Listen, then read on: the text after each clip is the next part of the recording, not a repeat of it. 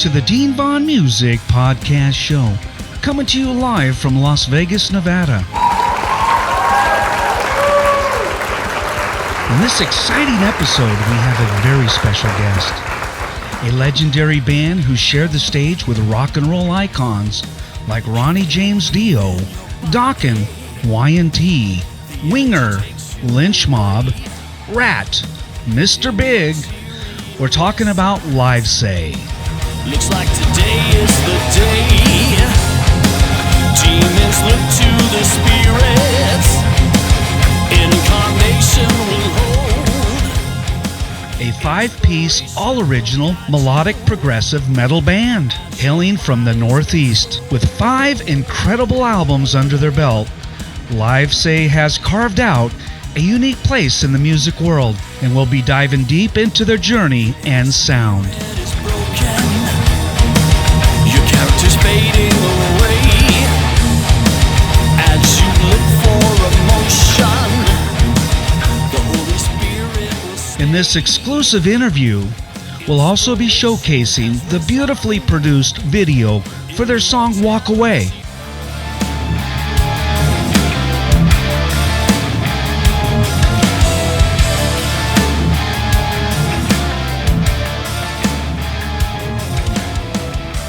We'll be discussing their full discography, including albums released from 1996 to their latest project, which we'll be playing live on the show. walk away, leave it up to you. I pass beyond the darker side. I'm gonna walk away. It's time to come through.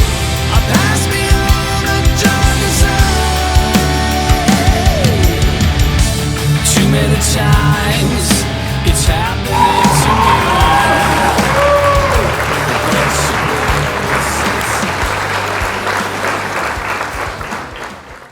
And I apologize for all the confusion. So, welcome to the show, guys. How are you tonight? Good, Dean. Good to see you. Thanks for having us. Absolutely, man. You guys are unbelievable. I've been trying to locate all of your past members and record companies and people you've been with and dates and all that good stuff. And I've just been having a field day with trying to find information. But I have your current bio on the website, so people can go to your website, check out your stuff. But I do want to welcome you to the Dean Von Music podcast show. And here we are. And I have some music I want to play tonight for everyone. I do apologize for the rough start, but guys, thank you so much for showing up tonight. I know that there's a time difference. You guys are 3 hours, I think, ahead, right? Yeah. Out there? Yeah. In Connecticut. You're out in Connecticut. Mm-hmm. Yep. Connecticut, And, Massachusetts. Massachusetts. I have a hard time with that one. Massachusetts. But thank you again for coming. We got Gregg Livesay, and I've been saying Livesay. I apologize for that. It's Gregg Livesay, and this is the Livesay band.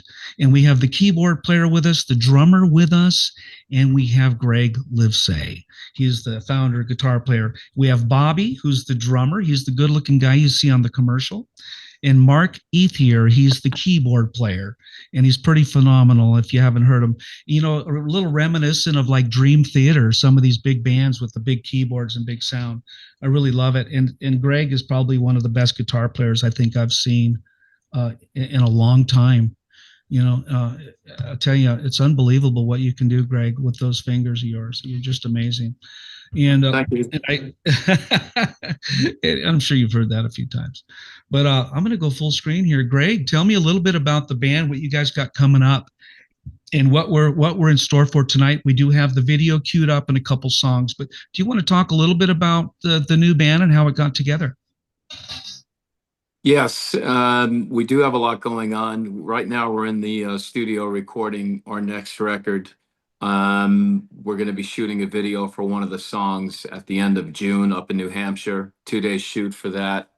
And I'm also very excited, in addition to having these great guys with me, Mark and Rob, our bassist, and Bobby, we have Ronnie Monroe from Metal Church and Trans-Siberian Orchestra. And yeah, he's going to be he's singing with us now. He's working with us, so I can't play anything that we've done. It's some of it's already finished, but I can tell you that it's really it not even that it's our band, but it's just phenomenal. It's totally taken everything to another level. The guy's like, an incredible vocalist. So I'm very honored to be working with him. We all are. Yeah, I did a little looking up on Ronnie Monroe today. Boy, he is a phenomenal lead singer, and he's played with so many great bands. I'm sure that you're fortunate and lucky to have him. And have you known Ronnie before this band? How did you meet him? I knew of Ronnie for a long time. A label that I used to be with, we used to be with, he actually worked with another guitar player that I was friends with for a very long time. They did an album together, and I knew that Ronnie was singing with Metal Church. I was not aware that he was with Trans-Siberian, though. That was pretty cool that he was one of the touring vocalists with them. And we had met, we did a show with Autograph up in Massachusetts, and Ronnie came to see the bands, and he introduced himself to me, and super nice guy. And he just asked me, he said, what are you doing? Are you super busy? We should do something together. And Right. so we've talked about it. We've had several conversations over the years about actually working with each other, and the opportunity presented itself back in February. Our lead singer, Mike Gill, decided that he was going to leave the band. He had been with us 8 years. He did a great job. Okay. You Yeah. know, but when Mike left, I'd say within 20 minutes on the same day, I wrote to Ronnie. Wow. I said, "Hey, I'm in the studio. You want to sing for us or with us?" And he said, Wow. "Absolutely." Yeah. It's called, I think they call that fate. You just knew something was good around the corner.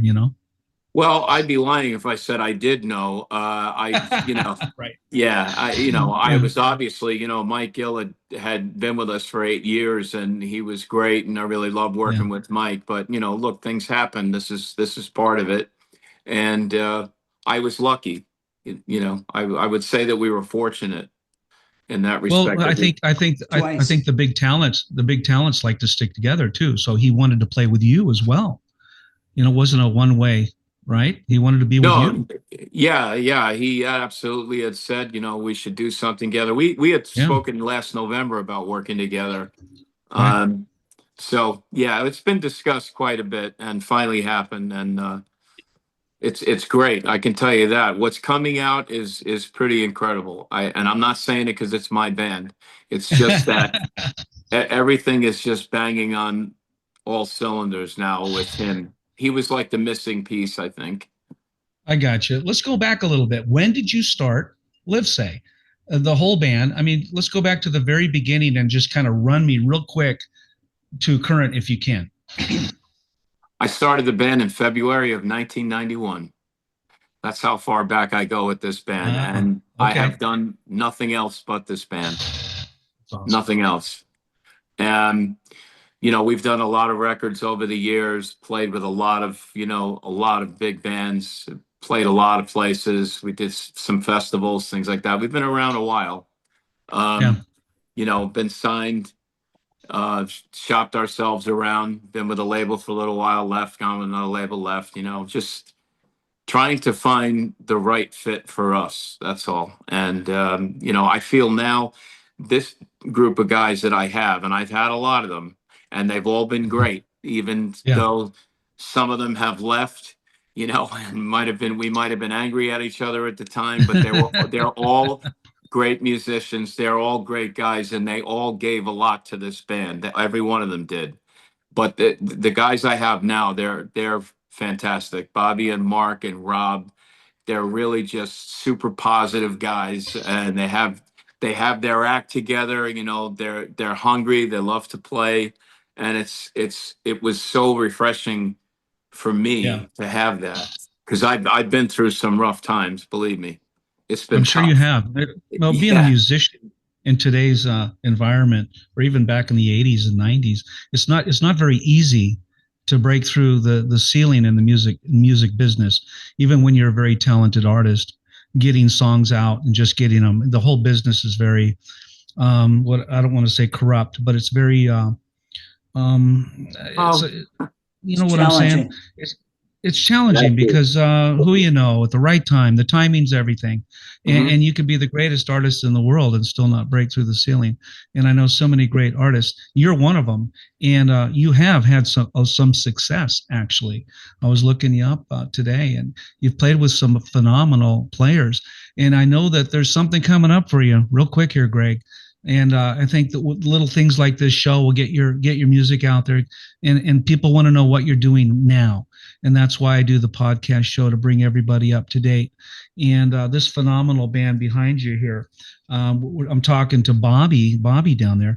Bobby, can I steal Bobby for just a minute, Gregg? Absolutely, yeah. Bobby, give me a little insight on how you met Gregg, and take me all the way back. And what did you do before Livesay? So I've been in several originals bands. None that were remarkable, and none that really had the what it took to really put a really good recording together and really attract labels. Right. Last one was probably in the early '90s. It was called Heart Attack. I had played with a keyboard player that this guy named Mark Zito, and Mark Zito and I had been friends. We've been friends for at least 30 years, and you know what Gregg didn't say is that, and I knew he was working towards it, is that Mark Zito passed away, and we lost him. Mark got me into Livesay. I saw his opportunity. He got into the band, and when the opportunity came about, I saw that the drummer position was open, and I grabbed it. And it was good choice. A great audition with them. And not more than 2 months after Mark Zito passed away. It sounds kind of grim, but it brought Mark Ethier in. So we feel as though that was a blessing. Okay. So along with Ronnie, this band, when you hear the new music, this band is probably the best Livesay you'll ever hear, if I can say that. Okay. Yeah. I like what I've heard so far, but I know there's a whole new band around the corner with Ronnie on vocals. Yeah. And I'm hearing that, you know, I don't know if you have anything you put out there so far with Ronnie, but I heard him today, and he's an amazing vocalist. Yeah.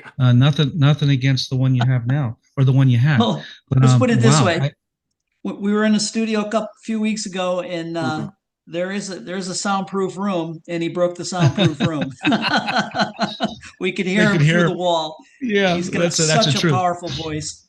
That's a true vocalist. I'm a singer myself, and I know a lot of power. I have a lot of power as a lead vocalist myself, and I believe in you can't sing soft when you're a hard rock singer and you're pushing the 4 and 5 octave range. You have to push out the power, and I truly believe in that. You can hear me a block away if I scream out the window. Mark, well, I'm going to go over to Mark real quick. Mark, I just want to know a little bit about how you got in this band. What did you do before this band? And how long have you known Gregg Livesay? Known Gregg about a year now, since I joined the band. Okay. Knew of him prior to that with Facebook. And I got involved because you put an ad out, and I answered it, came down for an audition, and just clicked. So rest is history, really. It's one of those things. It's only been a year in the band, and you guys been working on the new album when you got in the band, or did you go out and start playing live already? You start playing live gigs? No, just coming in, it was catch up with the material, and gotcha. We had put enough material together to do a show at Crystal Bees in Connecticut, and and that was after that there was a little bit of a downtime, and then we started getting into new material, and we've been marching forward ever since, really. You guys have some great songs, and I know there's a lot of songs out there, but I wanted to focus on the new band tonight. And I do have a video. It would be with the previous singer, though, right, Gregg? Yes. Yeah. As the previous, that whole band, they're all gone. That Okay. whole, and it's surprising, but that's Mike Gill. He's not in the band anymore. Mark Zito's there, but he passed away, and the Okay. other two guys are gone too. Yeah. So, Mm. but we still do the song. Still sounds just as good. I was on your website earlier. So if people want to go check out Livesay, it's livesaybandofficial.com.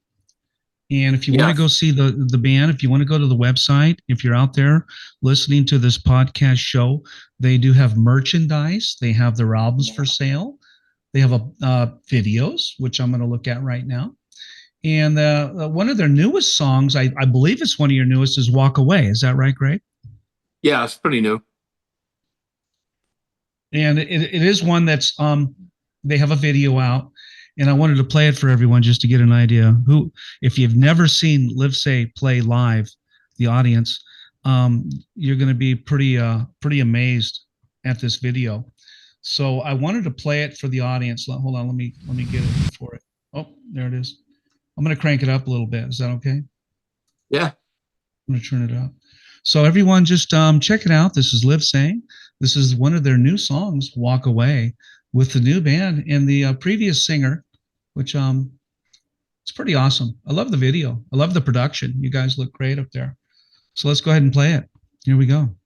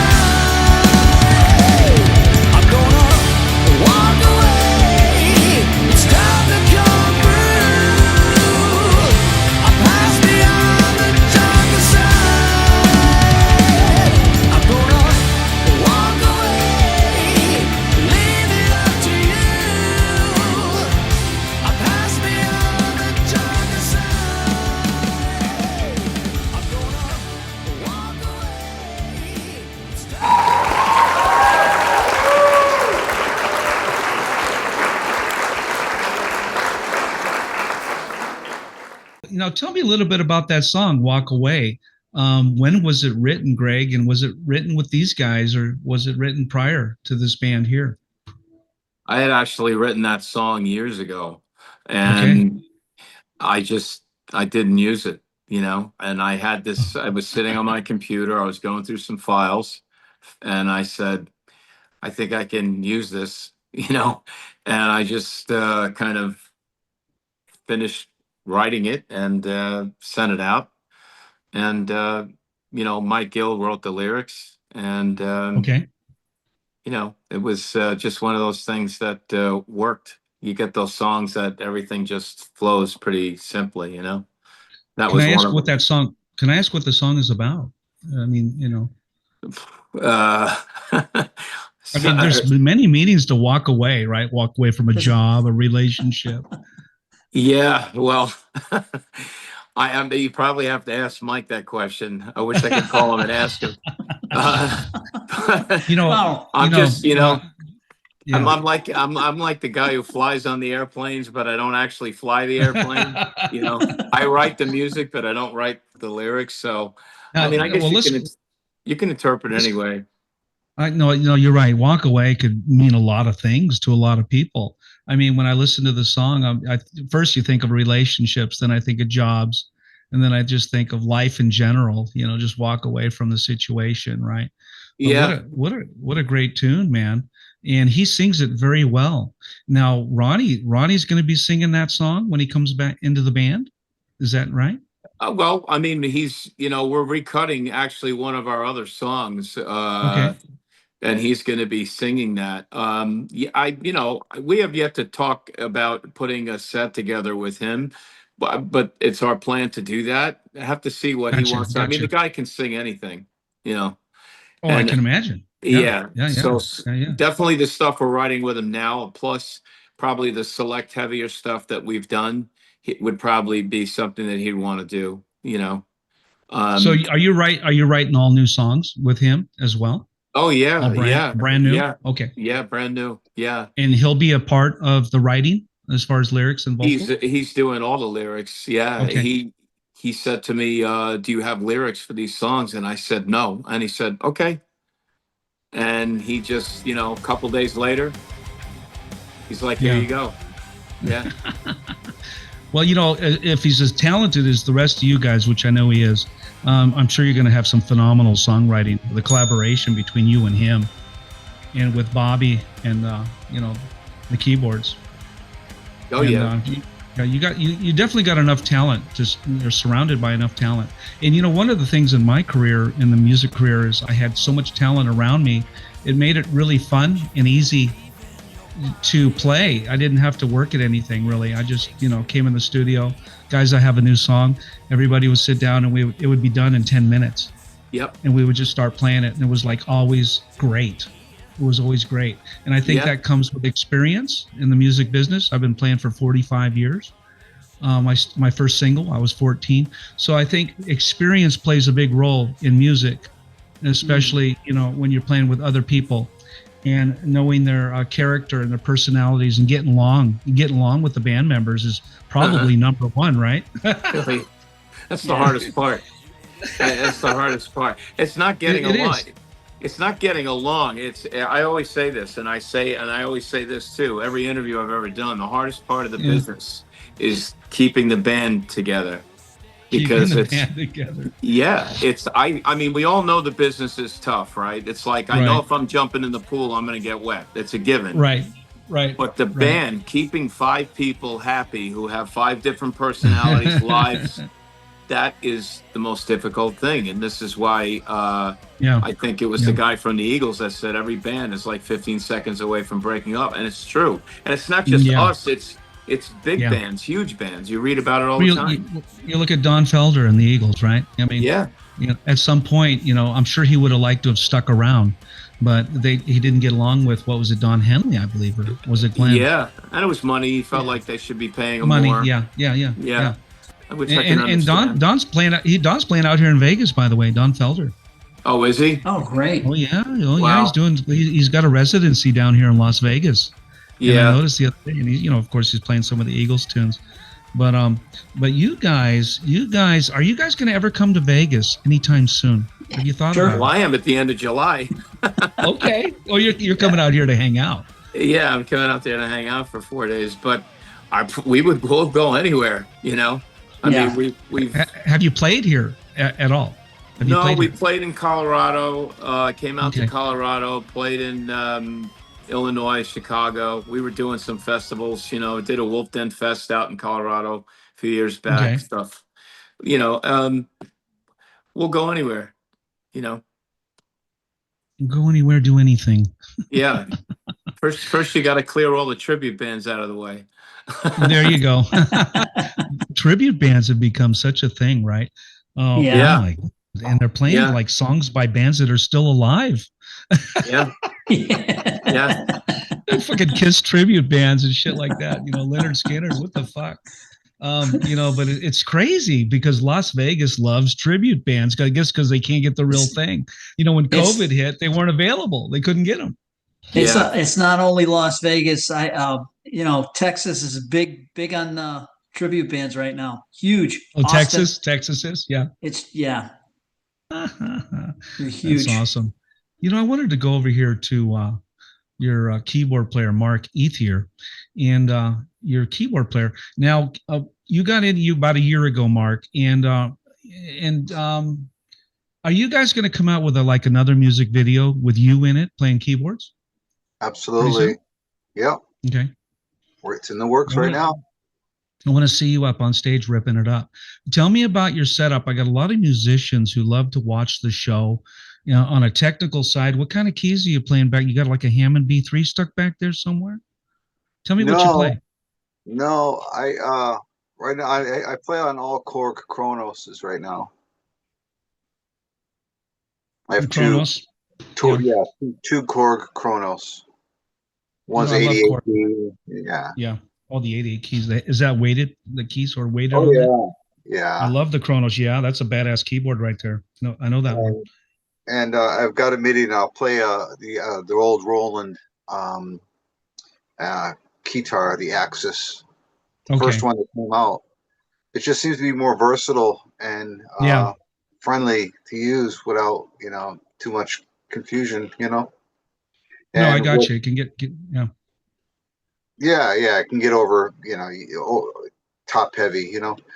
But what's definitely coming is Omnisphere from Spectrasonics. That sounds neat.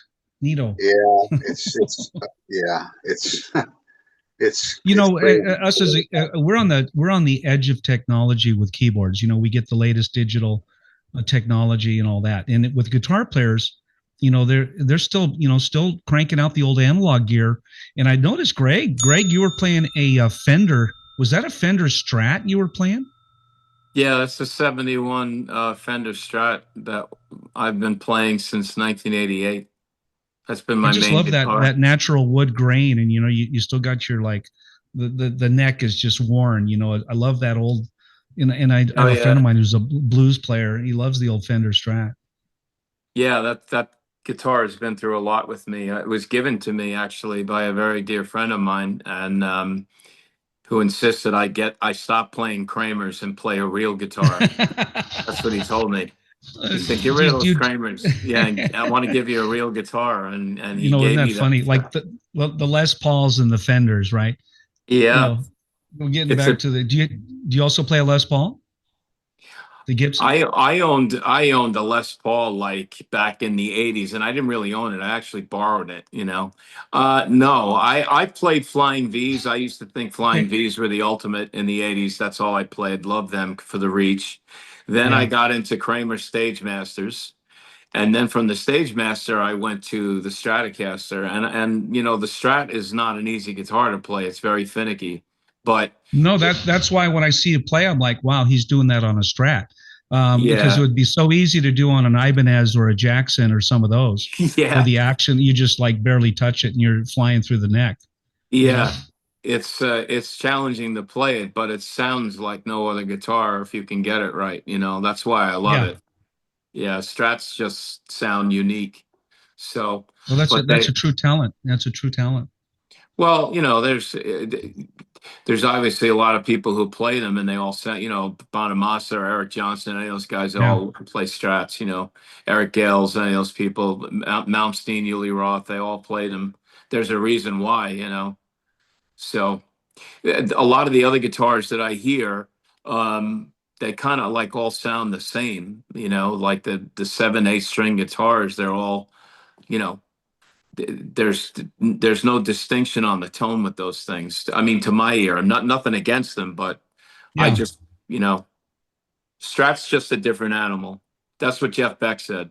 I'll take his word for it. Yeah, you gotta love Jeff Beck. He's I did love Jeff Beck. Yeah, one of my heroes. Yep. So Dean, Greg is being modest because he comes into rehearsals. Even rehearsal, his sound is there. Greg's sound is always with him. I can imagine. Oh, it's amazing. When I listened to him playing, I just noticed the guitar because I'm a musician, guys. I play all the instruments and I do recognize the equipment. And I was thinking he was playing something like a Jackson or an Ibanez or some kind of crazy guitar. And I looked and I go, that is nostalgic right there. That's an old Strat Fender, man, with a natural. Into old Marshalls. Yeah, and I saw the old Marshalls. I go, he's just wiping it up on the floor, man. He's just killing that fucking guitar. Wow. He's smoking the neck, man, on that thing. Let me tell you. Thanks. I've been playing through Marshall since like 80, 81. No, 81 probably. Yeah. So yeah. And that was hard to get used to. You can't beat Marshall. I mean, no. What about now? I want to jump down to Mark for an amplification for an amp. For my stage? Yeah. Rick? I have a pair. I run stereo and I have a pair of JBL PRXs. They're like 1,500 watts each. So one on each side of the stage. Well, you got to, you got to cut through a Marshall, right? So the PRX, that's a badass system right there. Yeah, so so Greg can hear the lush strings and the lush stuff, and it's not just all distorted garbage. You got to have that headroom, so you'll have the frequencies and the clarity come through, and that's pretty much what I do. That's it, straight in. And I like that. I like that on stage monitor when you have the amplification on stage, like the side fills or the back fills, opposed to the in-ear monitors, right? You have the guitar and the bass coming. You guys probably cross them on stage so you can hear each other. But using the live stage sound, I used to love the shit out of that. Mm-hmm. And I never really did cross over to in-ear monitors. Do you guys do any of that in-ear stuff? I do. You do? Okay. Yeah. He's the guy. He's the one. The drummer, he's back there. Yeah. Every drummer, all of my drummer friends, everybody's deaf. They can't hear anything. I started wearing them probably about 6 or 7 years ago, and they've saved my ears tremendously. And I could hear. And you're the guy behind. You're usually the guy either in parallel or behind the amplification. Right. So you're missing a lot of that front stage. Yeah, and you play hard. I love that. What kind of drum set do you have? Bobby? I play DWs. DWs, okay. Yeah, I play DWs. I also play Sonar, Zildjian cymbals, Victor sticks. I've never gone away from my snare drum. I've had my snare drum for probably about 30 years now. I have a Ludwig Superphonic. I've rebuilt it once. The thing just kills. How thick is it? What's the size? Say again, John. But how thick is that thing? How many inches? It's the 5.5. The 5.5. Yeah. Mm-hmm. It's the deeper so one. It's pretty thick. I love that, man. And the reason I talk about the equipment, guys, like I said, I have a lot of musicians that listen to the show, and they want to know what you guys play. And a lot of podcasters won't ask that question because they don't know what to ask. They're not musicians, most of them. I've been on stage 1,000 times, and I know the difference between what it used to be like and what it's like now, as far as monitors and side fills. And my friend Tommy Lee, he plays with Motley Crue, and I remember being on stage when they were playing one time down at the where was it in Victorville, down by the San Bernardino, and the side fills were just stacked, right, and that was their monitor. It was so loud on stage. I'm like, fuck, how can these guys do that? And then there's the bands that just have nothing and they just have a in-ear monitor. Yeah. And I never got used to that. I'm sorry. I just never No. did.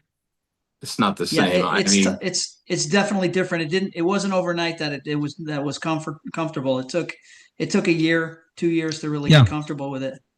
But they are pretty cool because you can mix in the let's say you say I want the bass drum in there, I want the guitar, a little bit of guitar, I want the vocals in there because I want to hear where the song's going, and I want the keys bass. and I want the bass. I want the bass. Absolutely. Well, you're the drummer. The drummer and the bass player are like the the center on a football team. We have to be in lockstep. Have to be in lockstep. Yeah. So I'm the son of a drummer, so my dad told me you can't play with the bass player, just stop playing. I got Now you guys have another video. I'm not sure if I should play it. It's called International Man. yeah, you can play it. Can I play it?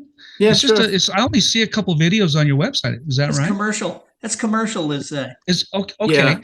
Yeah. And I wrote I that. also I wrote that song in a hotel room in Chicago. did you really? Yeah, yeah. There's a story behind that song, but a friend of mine, we were at a festival playing together. He was in another band. Right. And he said to me, I'll never forget it. And I know he was kidding around, but he said, Greg, I'm international. I got fans waiting for me everywhere.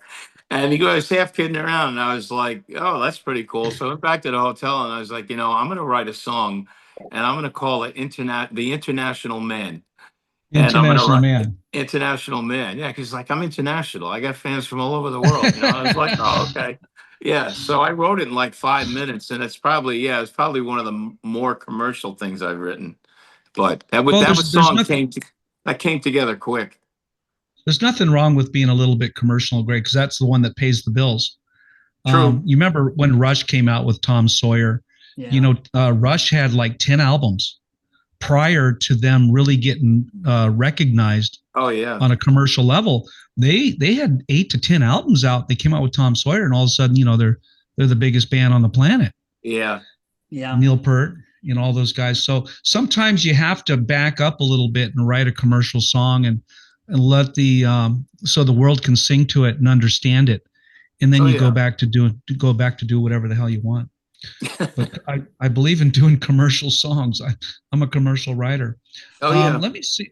Yeah, let me see if I can get this on YouTube real quick. Hold on a second. Oh, there it is. Oh, I love your intro.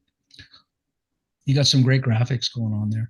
Let me cue it up, guys, and let's play it for the audience. And then we're going to be taking call-ins to the show. First caller in is going to win a free podcast mug tonight, people.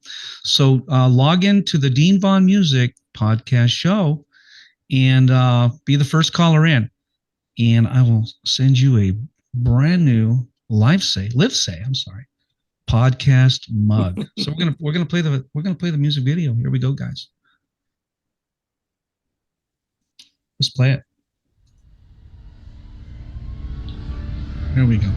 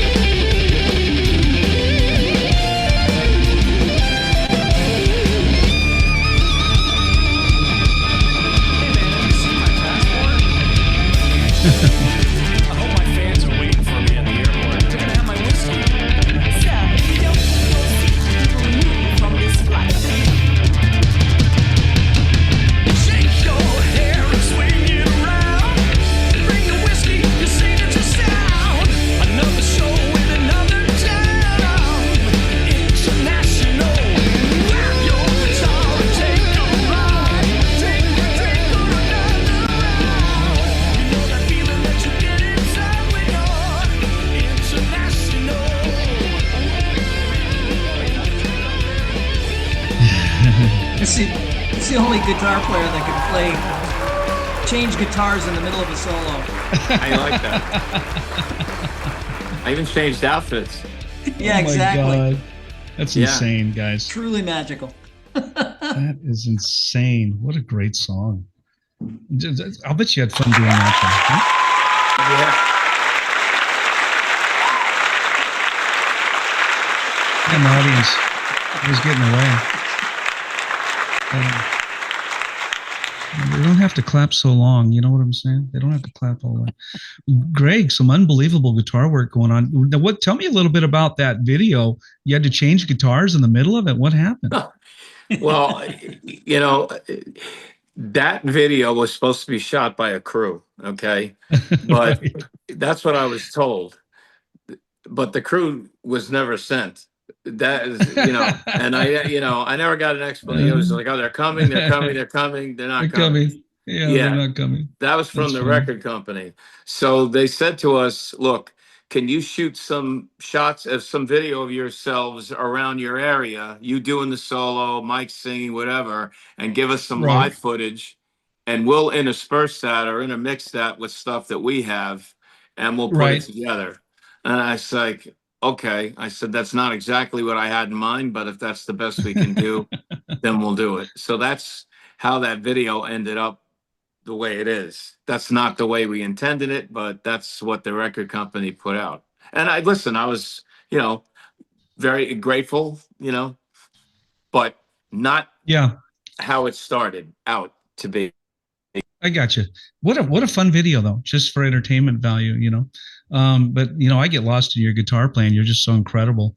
You know, I don't know if I asked you, well, your first guitar, when you first started playing guitar, and how you became so good. I mean, give me kind of a rundown. Why did you pick up a guitar for the very first time? You mean how old was I? Yeah. I was, I'm sorry, your audio's gotten very low. Check in 1, 2. Can you hear me? Testing 1. I can hear you. All right. Well. Can you hear me now? Testing 1, 2, 3, 4. Can you hear me now, Gregg? Barely. Something's happening. Okay. Hang on. Let's check something real quick here.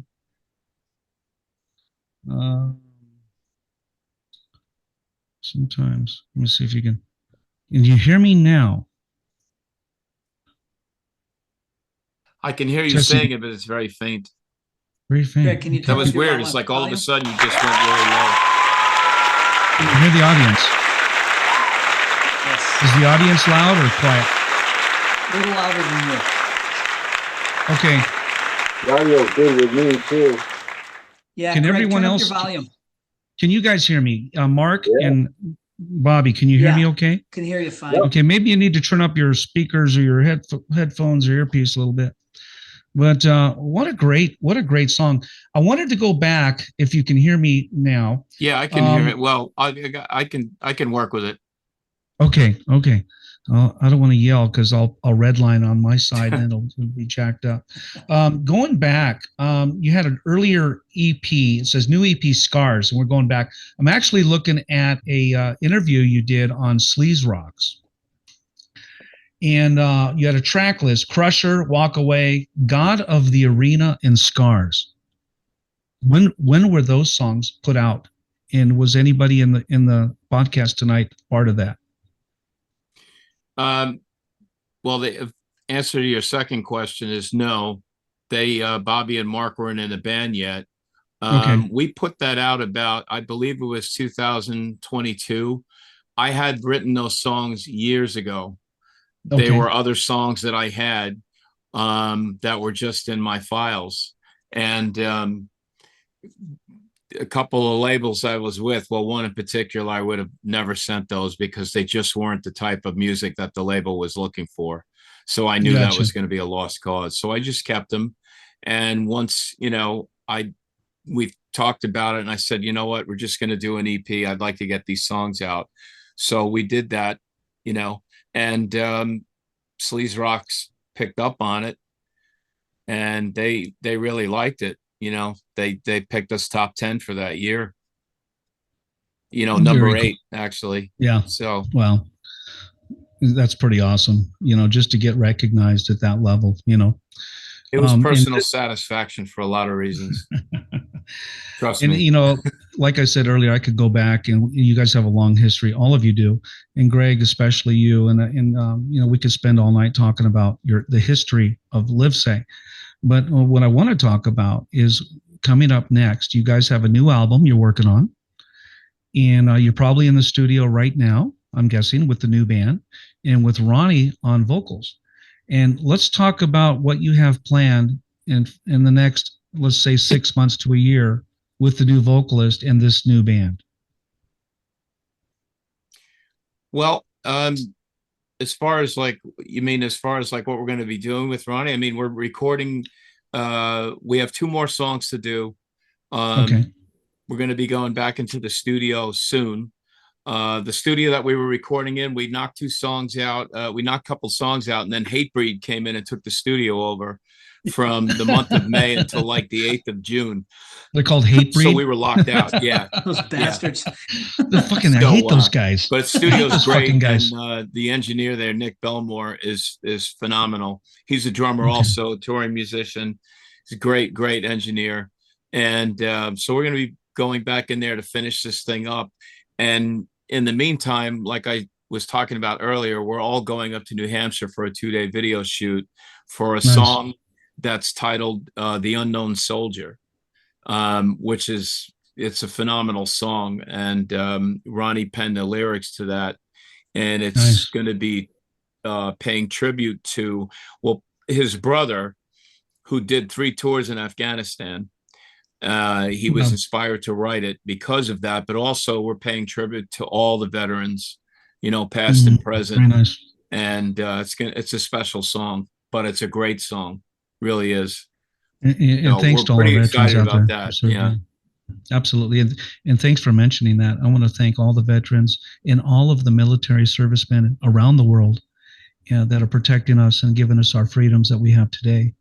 And I think it's pretty incredible. And my entire family is in service. You know, my nephew's flying the F-18 right now, and he's fighting right now. And you know, my whole family. I'm the only black sheep. I wanted to be a rock and roll star, so you know, I just took off to Hollywood when I was 14, and the rest of it, you know, I feel like I should have served, but no, I had other things to do. I had to play some music. I'm a songwriter, and I had so much fun, you know, back in the 80s. I don't know how old you guys are, but were you down in Hollywood around the mid 80s? And do you remember Danger? I was singing with Danger. Do you remember those times? I do remember Danger. I was around. I've heard of you guys. Yeah. You know, I had so much fun. You know, it was so neat to go down to Hollywood and play, but it's changed. I don't know if you guys noticed. It's really, I was playing Gazzari's. Now it's the Key Club or something. And I remember me and Bill Gazzari were like best friends. I would hang out and he'd say, we got foxy guys here at the Gazzari's, you know, and that was his commercial, the godfather of rock and roll. If you remember Bill Gazzari, and I used to love the commercials, you know, and anyway, we are taking calls into the show. I'm just reminded by somebody calling in right now. We have Talk to the Band segment with Livesay. We have Gregg. We have Bobby, and we have Mark, the keyboard player, the drummer, and the founding member, Gregg Livesay of Livesay, guitar player. And we have a call in right now from the 626 area code. And that sounds like Covina or somewhere over in California over there. Well, you guys ready for a call in? Yeah. sure. Here we go. Who do we have online? It's Holly. Holly Rocks is on the phone. Turn down your speakers, Holly. Say hi to the my band. speaker is off. Hi. Say hi to the band. Say hi to the band. Hi, band. Gregg. Hi, My Holly. buddy. How are you? Hello. Doing okay. This is so weird because there's a time delay. Oh, Well, you're watching the wrong screen, Holly. Are you watching on YouTube? Yeah. Okay, you're going to get a time delay, but go ahead. Ask away. I was looking at Mark's pendant. I want to know what it is. Go ahead, Mark. It's a square and compass for the Freemasons. Oh, okay. My dad was a Mason. Maybe. Awesome. Very good. I'm Yeah. sorry. I want to go Far back out. to I that. thought that's what it was. And I see TJ behind you. Thomas Jefferson. No, that's Beethoven. Oh, fuck. I'm sorry. They're Oh, cousins. my God. He put... They're cousins. Huh? Thomas Jefferson and Yeah. Beethoven were cousins. Didn't you know that? Yeah, distant cousins. Well, Probably you knew guys each are doing other. a great job. Thanks, Thank Holly. you. Thank you. You're welcome. And B. Masso. B. Masso, what do you play? That's Bobby. What do I He's play? the drummer. Oh, yeah, that's Bobby's the drummer. I play the drums. Oh, there you... Okay, cool. Oh, yeah, that is Beethoven, isn't it? Oops. Hey, Bobby, are you Italian? You got a little Italian in you? at all? Yes, I'm a little Italian, little Irish. I heard right? that. I heard that. Hey, yeah, it's Bobby over here. Mazzotti, yeah. It's from the Mazzotti. New York area. Oh, make me a pizza, Bobby. Holly, ask away. What do you got? What do you got, Holly? I just saw. What have I just saw got? Holly. I've got nothing. I'm just laughing at you guys. Anyway, yeah, you know, Yes, we do. Bobby's wife says, you know, I've been known to have a little Italian in me from time to time. That's right. The Italian stallion. The Italian At stallion. least, That's at it. least That's twice. it. I got 2 kids. You read into that. Well, yeah, there you go. That's busy, you've been hysterical. busy. My best friend was married to a guy named Rocco Oh, nice. Damiano from New York. So my middle name is Vito. Oh, of course it Vito. is. Of course it is. Vito. Hey, Bobby. Bobby, Hey, Vito. Hey. Will you guys talk to someone else, and I'll see you later. Thanks, Holly. Bye-bye. Thank you, Holly. Bye. Holly. We'll see you later, Holly. Thanks for calling in, Holly.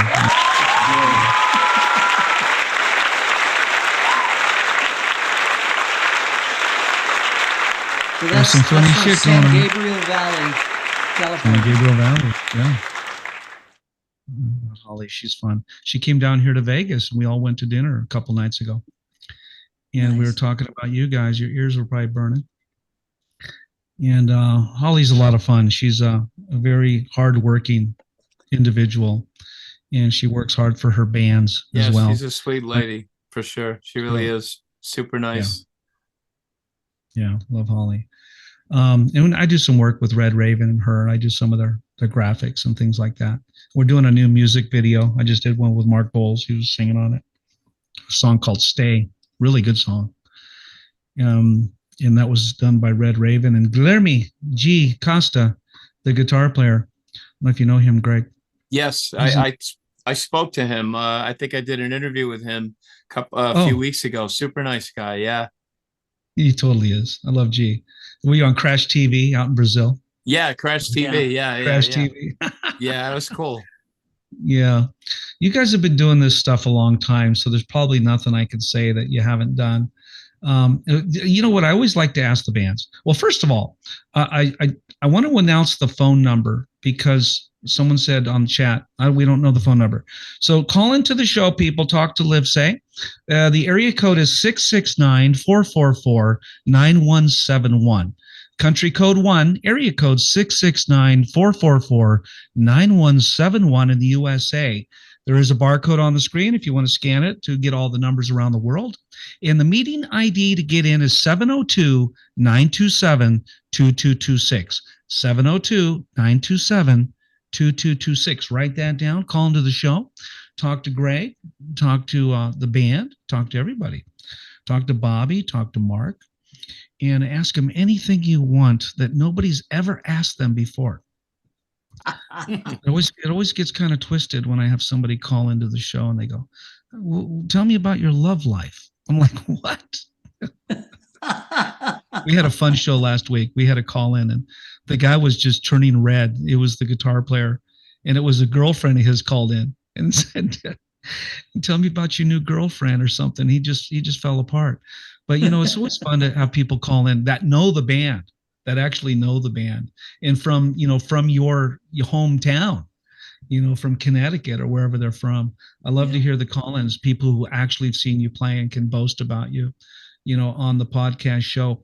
And tell me a little bit about, okay, so you put the new band together. You're probably going to spend a few months to a year getting the album out, doing all that, prepping the tour.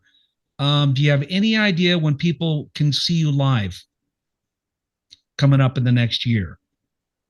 Well, I mean, we want to go back out again. I want to get this done first. I think we all do. Okay. Yeah. Sure. So it really depends on what Iron Gate says to us. We're going to have this song and the video at the same time prepared for them. I was thinking about maybe releasing the EP in the fall, so, but I'll see what they say, about how they want to do it. And we'll take it from there. I know that we all want to play. I know Ronnie wants to do shows. So it's and it's going to be out of our area. I mean, I can tell you, Bobby touched on it earlier, but in our area in Connecticut, it's just cover tribute band city. So, one of the songs I really grabbed hold of when I did the commercial was Crusher of Souls. I don't know what it is about this song, but it just got moving real quick. And of course, I played the Darkest Hour. But this is the one I picked. I'm going to play it for the audience, because the ones that are listening, we'll get a comment after it's done. You feel it leaving your body. The energy takes you away. Immaterial lessons. Looks like today is the day. Demons look to the spirits. Incarnation will hold. Inspiration will guide you as your body's been sold.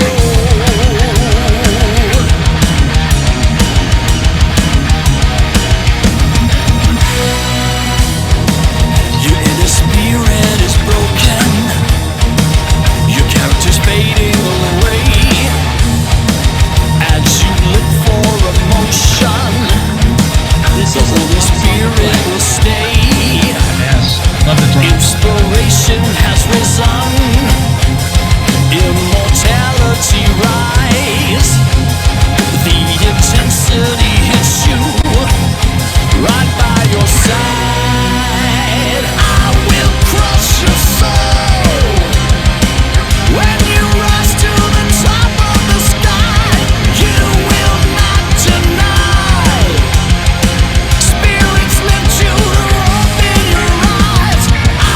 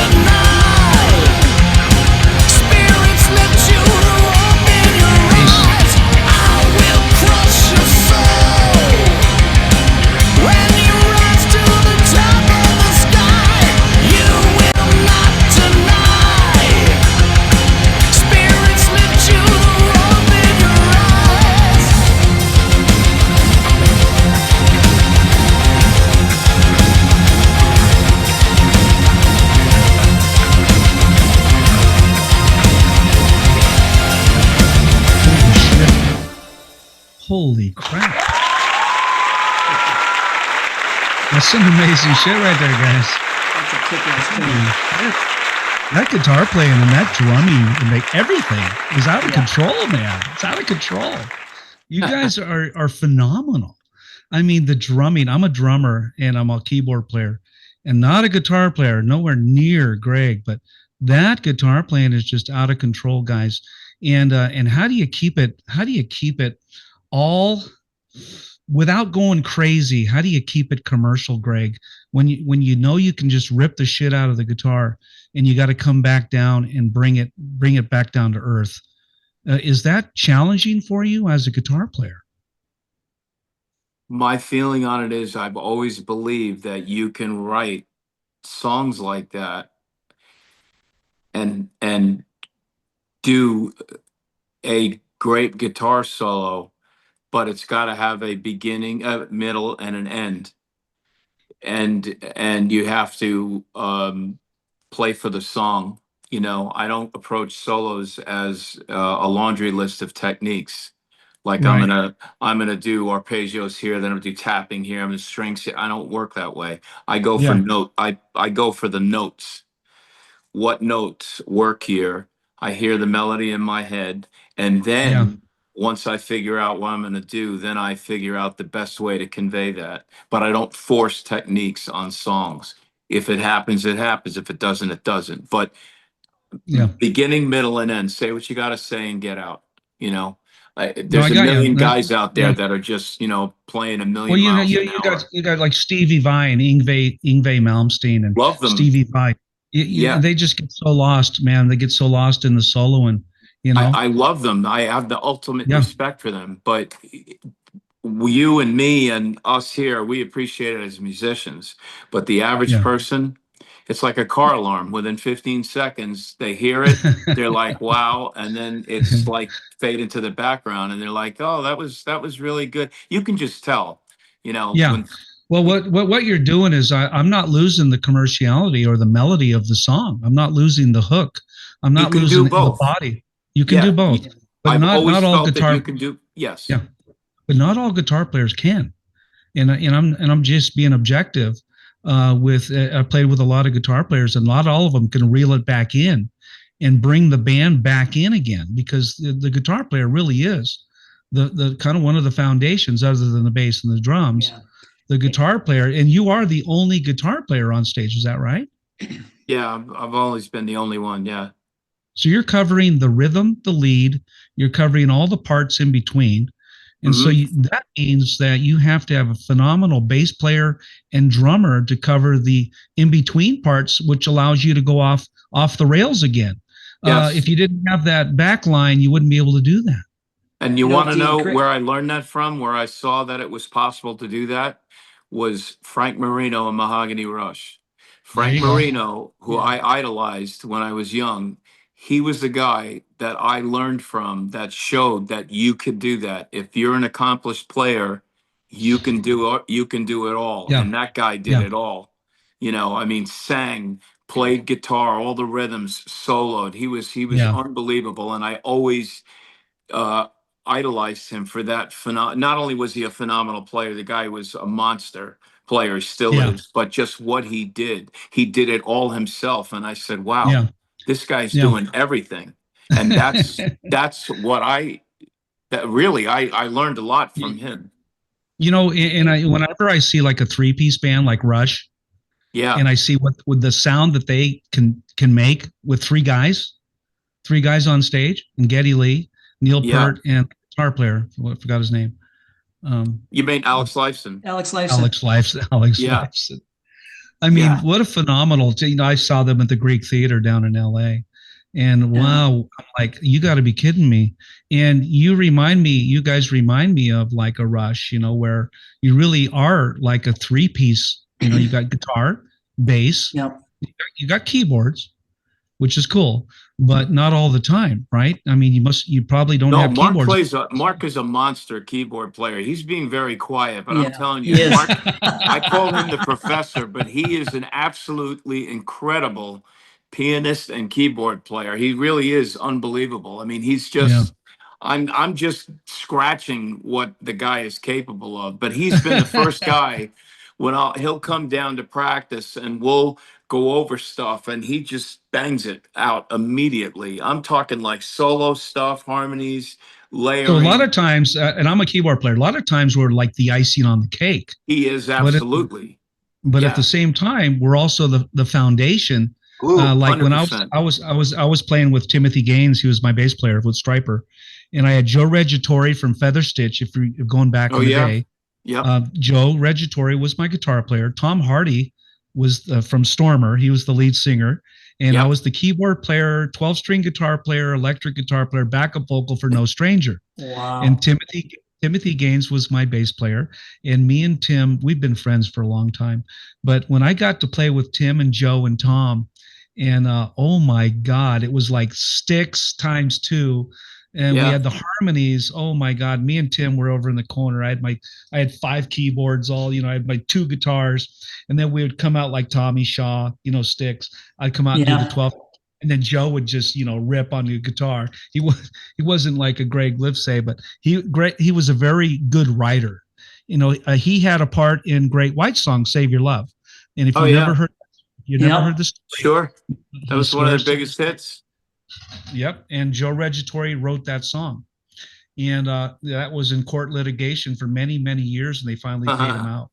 But Joe was sitting down with Stefan, if you remember Stefan with Great White, and they wrote that song together. But if I know Joe, he wrote that song. He was such a phenomenal writer, and that was a big controversy for a long time. But getting paid for a song you wrote, and getting credit for the song that he wrote. And they tried to steal it from him. There was a whole debacle. But Joe, so I was the keyboard player for No Stranger for 3 years. And Timothy Gaines was a bass player. And then that's when he left Stryper and then went back. But I don't want to get back into my career. But I have a lot of experience sitting down with some very good talent. And Timmy's one of them. Timothy Gaines is one of the big talents. He's a great bass player, great songwriter, great guy. That makes a big difference. Joe's a great guy. Tom Hardy, a phenomenal singer. Tom Hardy was singing with Fans out here in Vegas. He was with Stormer. If you guys know Tom Hardy, and your singer reminds me of Tom, or vice versa. Tom reminds me of your singer. I keep forgetting his name. Mike Gill, my friend, and I think Tom might be online tonight. He chimes in all the time on the show. And if you're listening, Tom Hardy, we're with Livesay, and what a great band. But it reminds me of Tom because he's got that real Styx, that real clean voice, and that vibrato in that range. And so we had a great time playing in No Stranger. But anyway, enough about me. So Gregg, tell me what's next for the band, and as we head towards wrapping up here pretty soon. We're going to be heading up to New Hampshire the 28th and the 29th to do a video, as I said, for Unknown Soldier. The first day of shooting is going to be the narrative, which is going to have actors in it, which is going to be pretty cool.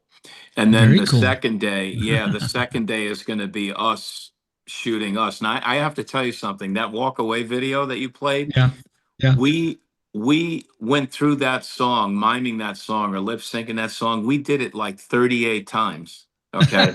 I'm not kidding you, because they wanted to get as much footage as they could.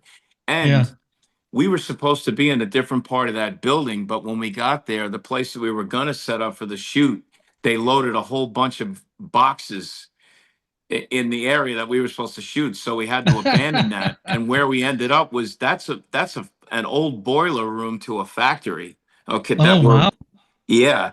And I thought it was pretty cool. The set was pretty cool. Yeah, the atmosphere. But I got to tell you, it was in the middle of, I think it was like August.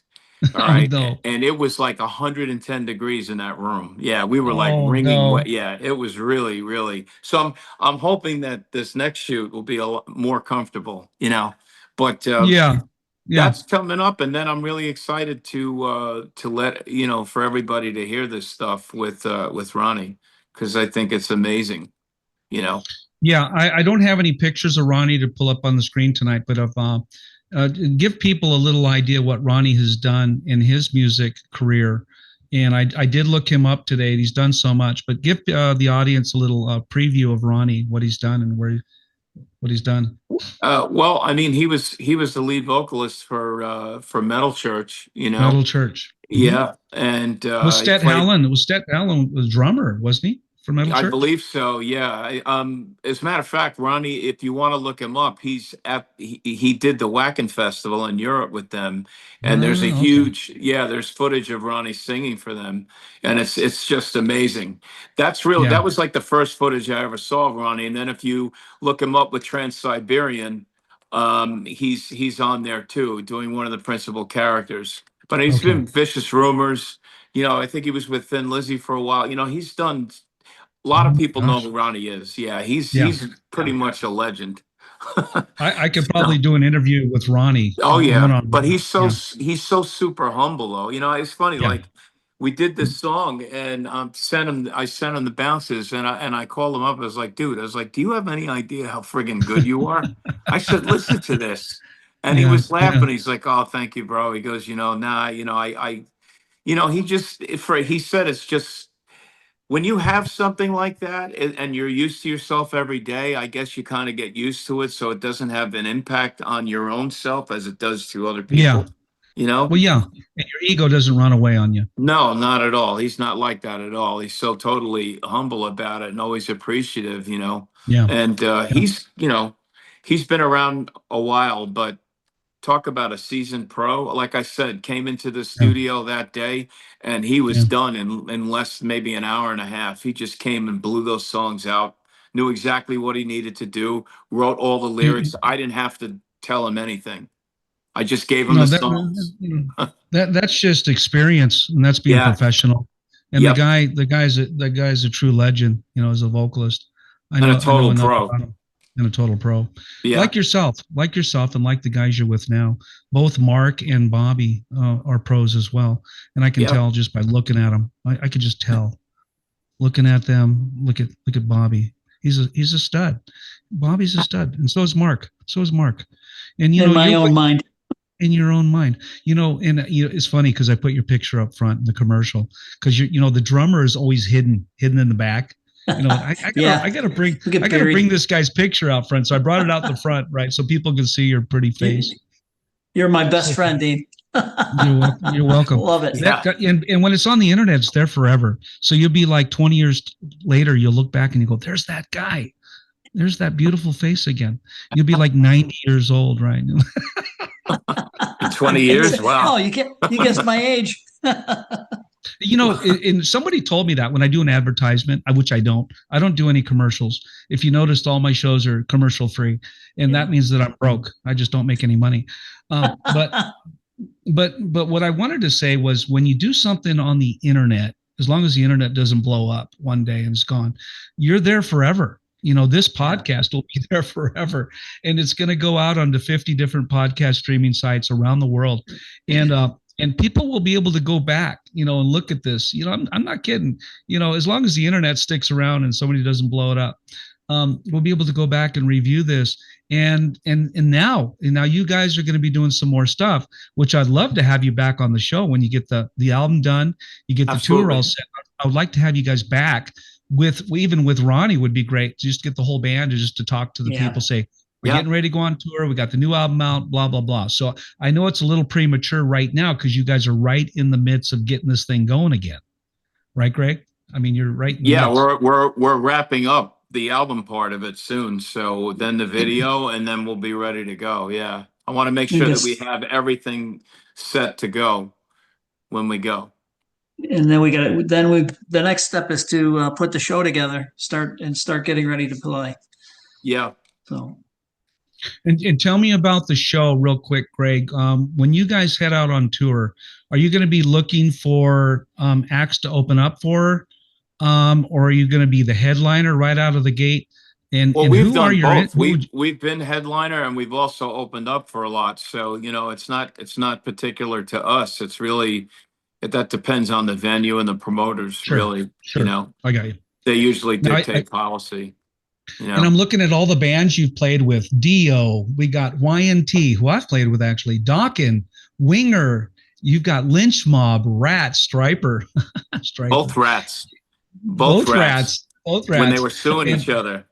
Oh shit! And then you got D. Snyder. I love that guy. I got Yep. Dio Disciples, Jason Bonham, Bullet Yep. Boys, and then we got who we got? Pat Travers, House of the Lords, Autograph, and Thin Lizzy, Vince Neil. Oh, Vince.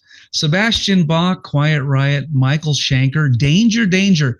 I got a story. I was playing in Hollywood about the same time as Danger Danger, and I was in the Danger band. I was the lead singer for Danger, and we're doing a show. And so Bill Gazzari, I did an advertisement. It was on KLOS radio, and I wrote the commercial. It says, "We don't need to say it twice. We're Danger." We're Yeah. Yeah. It's like it was a play on words, but Danger was pretty big about the time, and here Yeah. comes Danger, Trickster, UFO, Fate's Warning. You guys have played with so many great bands. Tell me, what was your favorite? Now, Gregg, this is for you. What was your biggest and favorite show to play? And that's probably a big question to ask in your career. I was able to take, if you look at those bands, okay, like Dokken, you're talking about sharing the stage with George Lynch. When it was UFO, I was sharing the stage with Vinnie Moore. All right. I opened for Steve Morse. Okay. Nice. I played with Greg Howe one night. These were all serious. Jimmy Bell from House of Lords, these guys are all serious guitar players, Right, so right. there's a little bit of pressure, to be good or to be the best you can. But I'd have to say that my most favorite show that I ever did, aside from the Steve Moore show, because that was our first really big show when I formed the band, it would have to be Ronnie James Dio. And we opened for him twice. Yeah, Dio. That must have been awesome. That must have been awesome. That was something. Yeah, Ronnie James Dio is one of my favorite singers of all time. Yeah. I did the Ronnie James Dio tribute concert at the House of Blues, and they asked me to sing. And that's the kind of singer I am. After Ronnie died, Dio's Disciples was out. It was with Ripper Owens and Rudy Sarzo, right. and we played with them a couple of times too. Yeah. Rudy Sarzo. Is he still around? Oh yeah, and Craig Goldie, I think, was playing guitar. So they were still touring in honor of him and all for a while. And Mr. Big, did you meet my favorite bass player, Billy Sheehan? It's funny. He and I were just chatting the other day. I met Billy. We opened for them at L'Amour's, but Paul had left. Richie Kotzen was playing guitar. If you remember that, Paul Gilbert had left. Yeah, that's right. Yeah. So, but yeah, I used to see Billy play with Tallis. He used to play locally in our area. Yeah, in New York. I'm originally from New York, so I used to see Tallis a lot. Yeah, and fucking New York, goddamn New Yorkers. Yeah, from Westchester County. I was Westchester. Yeah, he's moving. That's he's moving on up. Yeah, I'm a Connecticut transplant. Yeah. There you go. But you guys are going to have a bright future. I can see it already. And Gregg, you got a great bunch of guys around you, and Ronnie's going to be an amazing addition to the band. I can already see that. And songwriter along with you and Bobby and Mark. You guys are phenomenal. But I'm going to head towards wrapping up here, and I just wanted to thank you guys for doing the Dean Von Music podcast show tonight. And we're airing out of Las Vegas, and all your fans are listening right now. And this show will be out on Spotify tomorrow night. It'll be on iHeartRadio, Pandora. I think eventually it lands on Sirius Radio, and then it goes out to 105 countries. So this show will be polished up tomorrow, and it'll be sent back out. And I'll clean up that whole beginning mess that we had tonight, where I didn't know if we were connected. Sorry about that, audience. And we do have some people. I'm going to mention the people on the chat tonight. We have Holly, of course, is in there. Almost Famous Productions is in there. We got a few people. You might have some new fans tonight. Silk City Hot Sauce. His name is Jeff, and he's out there in Illinois, I think. Where is he at? Andrew Livesay. What's up, my brother? Gents? Yeah. Is that your brother? Oh, okay. Yeah, it's my brother. Hi, Andrew. It's great. Say hello, Andrew. Hi, Andrew. Hey, brother. Okay. All right. Hi, brother. And oh my God, we got Holly, Almost Famous. We got Tom Hardy. I told you Tom was going to chime in. Hey, Dean, sounds great. Tom Hardy, lead singer for Stormer. Hi, and Tom. He was in fans. Yeah. So everyone say hi to Tom Hardy.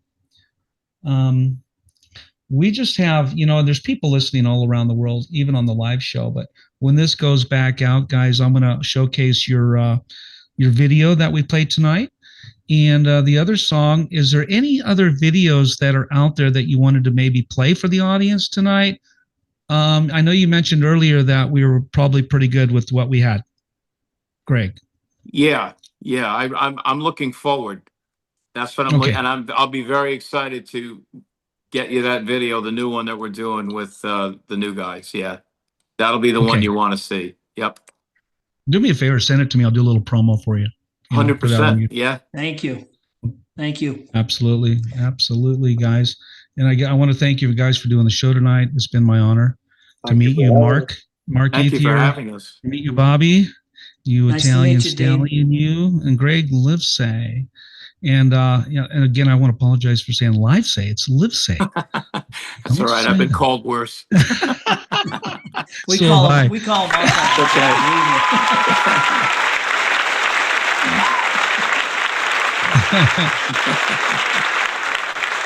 So if you've ever watched the show, I do a little outro video. Guys, it's just your song. Just to remind people and to say thank you for showing up tonight. I want to thank everybody in the audience who watched the Dean Von Music podcast show live with Livesay. And we got Gregg Livesay and the rest of the band here tonight. So be looking out for the new album. And everyone, thank you for watching and thank you for listening tonight. And I will see you all later. And good night.